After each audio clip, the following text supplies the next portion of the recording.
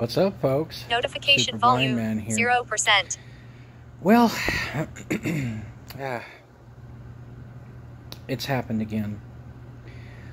I've seen a video that I don't approve of, and so I have to say something here. It really does make me laugh, okay? Let me go ahead and get into this. Just heard someone talking about that wires in your speaker system don't matter for shit, if I can, paraphrase and or quote that. That's not only something I do not believe in, but I do not believe in heavily. So let me be perfectly clear about this.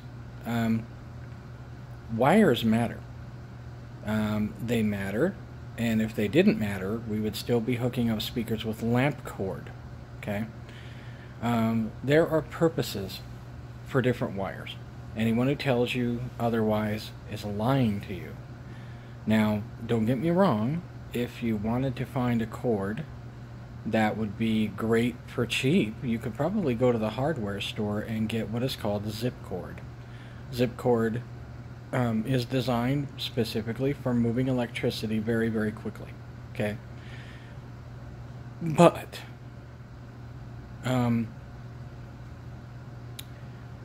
in the speaker wire scheme of things, what would be a good brand to look up? I've heard a lot about Blue Jean cable. And really, it's not as much the material. Now, don't get me wrong, okay?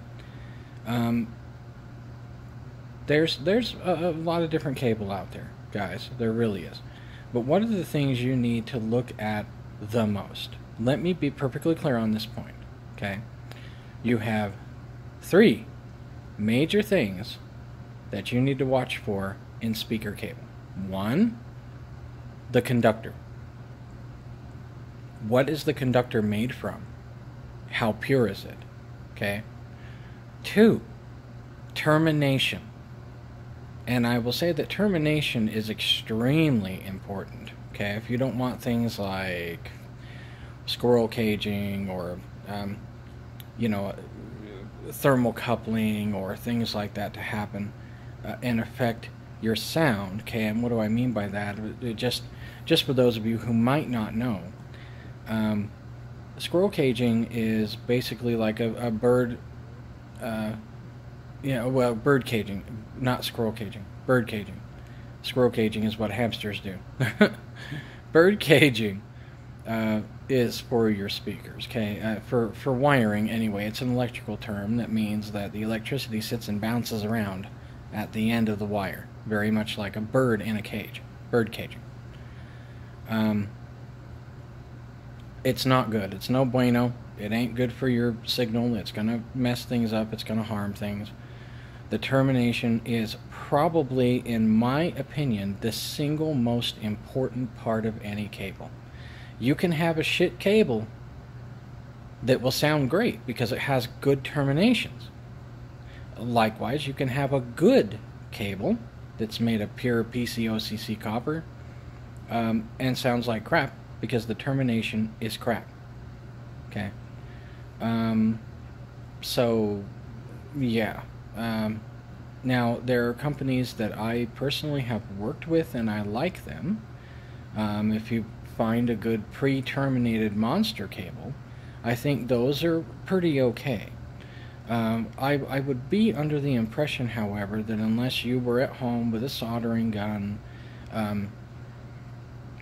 putting the little banana terminals on yourself and terminating the wire, I think you'd be hard-pressed to get as good a signal from the kinds of things that they do in the factory to set those terminations. So they're usually really good. That some companies use high pressure coupling to press the wire onto the termination so that it basically cold welds it because of pressure. So the pressure will actually weld it in place, which is great. Also, Another thing, you know, is if you have banana plugs or a spade lug or whatever. To me, I think that banana plug is the perfect termination. It really is. It was built really well. I think that I personally used Monster's little screw down banana plugs, and those are great. You can tell that they do work. I would think that you could solder them in place and you would get a little bit better termination out of them, but that is the only thing I could think you could do. But you can get a pretty good hard press down on those puppies and they're not going to go anywhere. So I think those are good for terminations. If you're, again, going raw wire and then you're terminating it yourself. Otherwise, to be honest, to get the absolute best, finest termination, I highly suggest that you go with a wire that is already pre-terminated. Okay, just for the record. Say, you know, Transparent is a good company. Transparent Audio makes amazing wire. Very neutral, very balanced. Just a clean wire with clean terminations. They usually use very pure copper. Most companies now that are worth their salt anyway are using like PCOCC copper. So PCOCC stands for pure copper Ono crystal cast, if I remember correctly. I don't know. But I'm pretty sure that's it. Either way, what it means is, obviously, if you know anything about copper, you know that copper, gold, and crystals are always found by each other. It's one way that you know you may have found gold is if you find quartz up around it. Okay? Now, of course, there's fool's gold, which also is pretty common inside of crystal formations. But either way, if you find quartz, it's very likely you have found copper, gold. Sometimes you'll find more exotic elements like beryllium, things like that. But either way, that's it's a good place to look. Well, either way, because that's where it grows, copper usually has crystals in it. Okay, Ono crystal means one crystal, single crystal cast. That means that they have purified it enough that there is only one crystal per molecule. And that's really extremely good, because that means that it's the purest gold possible, which means that electricity will travel down it quicker than other copper. Does that matter? Yes, it matters.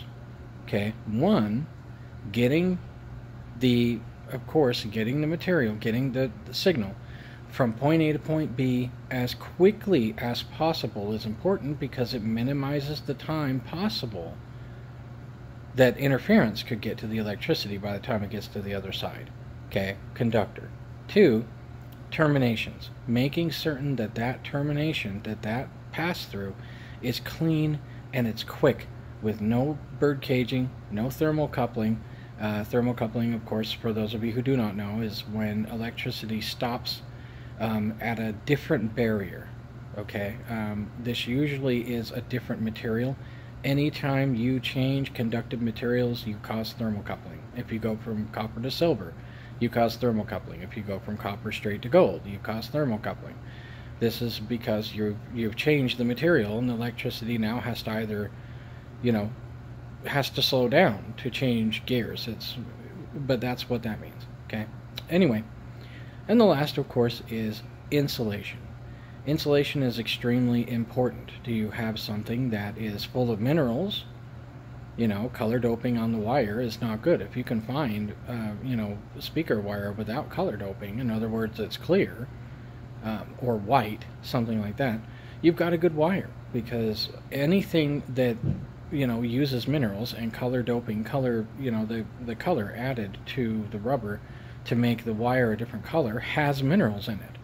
And anytime you have an electrical thing surrounded by minerals, you obviously cause problems. You cause drag. A lot of times there's iron, cobalt, things like that. Oh, sure, the wire looks nice, but you've caused all kinds of problems, because the electrical signal is encountering these minerals and it is being slowed down or redirected, it will cause thermocoupling in the wire. It will cause all kinds of issues. Okay, it will affect the electricity no matter how good the wire is. Keep that in mind, folks. Okay, so Monster, I mentioned them. Monster is good. They have good wires. If you terminate them right, they have great wires. Because most of the time the jacket is clear, and that's very important. Again, it is extremely important to have a nice clear dielectric around that wire to insulate it, so that you know, color doping is not causing drag, electrical drag on the signal. But yeah, oh, it doesn't matter what the shit is. Fucking idiot. I'm sorry, you know, for the language, but come on, folks. Yes, wiring matters. If you're one of those people who thinks wires don't matter, you are an idiot. Seriously, stop watching the video, because you're not going to like what I say about you. You're done. Okay?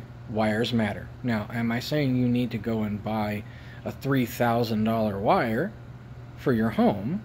You know, no. Why would you need to do that? Unless you're putting on like a professional theater show. There's no point in that. Okay? I would say that the wiring probably should, you know, the price on that wire should probably match your setup. It shouldn't be way out of your reach, and it shouldn't be cheap either. If you've, you know, if you spent money and got yourself a nice set of speakers, or if you want them to perform at their highest capability, you need to have good wiring. Don't ever let anyone tell you otherwise. Okay? So there we go. That's all I'm going to do today. I just figured I would hit you up and tell you, hey, I love you. I know it's been a while, and I'll try to get more videos to you as soon as I can.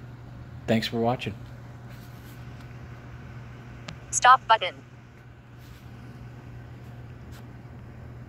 Stop button.